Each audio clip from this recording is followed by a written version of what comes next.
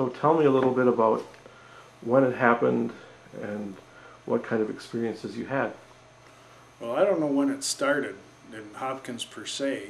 I heard that supposedly way back in the 60s everybody used to cruise Lake Street, and they decided to drive all the way down Lake Street until it ended, which was at Shady Oak Road in Hopkins. And the main street there used to be called Excelsior Boulevard when we cruised. And that's how I heard it started, as they just went out there from the Lake Street. That would have been way before my time. I first heard about it in 1978. I just graduated from high school, and a newspaper article, the Star Trib, showed pictures and talked about cruising and stuff. And it took me a couple of months to find my way out there, because being new and just getting my first car, didn't know my way around the city too well. And when we got out there, finally did find it, we couldn't believe how bright the lights were in downtown Hopkins. They had the street lights way up here, and they had mall lights along here, which allowed for, to see cars really well, see into the cars. And unlike other cruising places where you had, 2 lanes, I mean, there were 3 main reasons to cruise. 1 was to show off your car. 2 was to find a drag race. So a lot of guys spent a lot of time and money building up a fast car, and it was kind of an ego thing to show it off if they could find a good drag race against somebody else who had built up their car. And the 3rd reason, of course, was to pick up members of the opposite sex. For me, it was picking up the girls, and there were plenty of girls who wanted to meet more guys. So you had those 3 main reasons. And Hopkins, because it was, at the time I got down there, they had made it kind of a mall, more of a walk mall, a shopping mall, so you didn't have the drag racing element. All you could do is show off your car, because it was so lit up, and of course meet members of the opposite sex. How many people? How did the street look?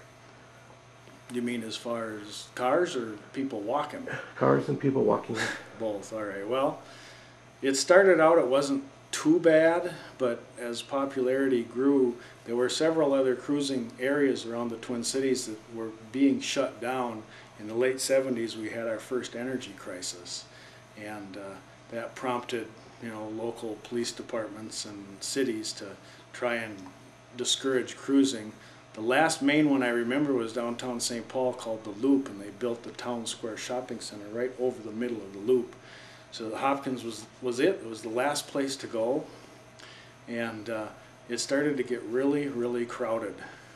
By 1979, I would say that was probably the beginning of the peak years of cruising Hopkins, and you'd get, on Friday and Saturday nights, you'd get up to 1,000 cars on this 1.5-mile stretch, which went from Burger King at one end down to the 7-Eleven at the other end. 7-Eleven was on the corner of 17th and Excelsior, and Burger King was half a block west of 5th and Excelsior.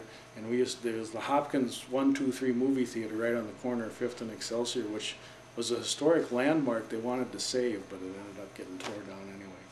We'd turn around in the Burger King parking lot, and then we'd head back down to the 7-Eleven. Sometimes you'd go further. I mean, before 7-Eleven, we used to turn left on 17th if you're going west, down to Central Park, turn around in the park. But they put an end to that by barricading the park, so then it was in 7-Eleven parking lot or around the block of 7-Eleven. If we wanted to do the long cruise, we'd go all the way down to Shady Oak Road, turn around in Schwinn parking lot down there. Schwinn is long since burned down, but there used to be a big Schwinn bicycle shop at the end there. Or you could go all the way down to where Highway County 3, I don't know if it's still called County 3 now, and there was a Western gas station down there, and that was actually Minnetonka. That was the border of Hopkins and Minnetonka. We'd turn around there and come back up. So. Were there many problems with police, or what happened with the cars? Any issues with the drug abuse or picking up girls, or traffic accidents? Well, there was one particular traffic accident happened several years into the cruising scene, where some drunk kids were racing down Fifth Avenue, lost control of their car and hit the power pole, and they had the main power line coming straight down from the transformer down underground. I assume it was to go to underground feeds or whatever. Well, when their car impacted the pole, it severed the power pole, and it shut the entire, there was no power to the whole city. And I happened to be turning around on a side street when the kids hit it, and all you saw was headlights. That was the only lights left in town, was these headlights. But as far as the cops go, at first, most of them didn't seem to care that we cruised. I mean, in 1979, they even let us cruise. They set all the stoplights on all the corners to four-way flash, so it was like four-way stop signs, and they just let us have at it. It was mostly, because it was mostly rich kids. I mean, there were no street gangs in the Twin Cities at that time, and I mean, there was recreational drug use, but the big thing was alcohol. I mean, the legal drinking age then was 19, so there were plenty of people drinking, a lot of cruisers going to the bar. DWIs weren't a serious offense back then, so they'd go to the bar, have several beers, get back in the car and start cruising up and down or bar hopping along the mall.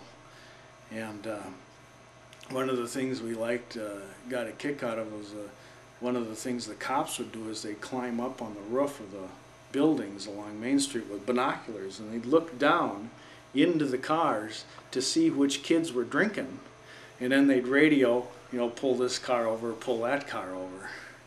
So a buddy of mine had an ingenious counter to that the cops were doing. He took a 5-gallon keg, hooked it up in the trunk of his car, ran surgical tubing under the carpet of his car up to the front, and he could drink and drive, and the cops couldn't see from the roof that he was drinking. What was the role of the Citizens Band radio? Oh, well, the mid-70s began the CB craze, Citizen Band Radio. Everybody had to have a CB. And, you know, there were no cell phones back then. There was no internet. So if in your car, if you wanted to communicate with other people other than yelling out the window, you had to have a CB radio. And everybody was getting them. And Hopkins was the rich kids. So at least a third of the cruisers had CBs. And most of the CB handles were kind of sexually suggestive because they were trying to attract members of the opposite sex. If your nice car didn't do it, maybe your CB handle would do it. And the CB really, I think, it added to the cruising and it extended the cruising, because when the cops started to crack down and to get rid of the cruisers, and the reason they wanted to get rid of cruising was because the environmentalists came in and they said that you had these 1,000 cars on Friday and Saturday nights. They're crammed into this 1.5 mile stretch that's one lane each way, and cars of course weren't as clean burning. Fuel still had lead in it, you know, we didn't have this clean fuel or anything like that, and you could smell exhaust. I mean, if you walked the street, it was a strong smell of exhaust. The environmentalists came in, they said the pollution levels were so high down there on Main Street, and people lived above these shops, and they were, you know, getting carbon monoxide through their windows in the summertime because there's so many cars. So they tried to get rid of us, first by putting up roadblocks. Well, that dispersed us out onto the side streets. And of course we had the CBs, so normally that might have killed it, but because we had the CBs, we were still able to keep in contact. We'd pull over in parking lots and hang out in the parking lots and everything. And of course there was some of that even before, right along the Main Street, but now we were going into parking lots in residential neighborhoods or just about anywhere, closed businesses. And that really frustrated, you know, the effort to get rid of us.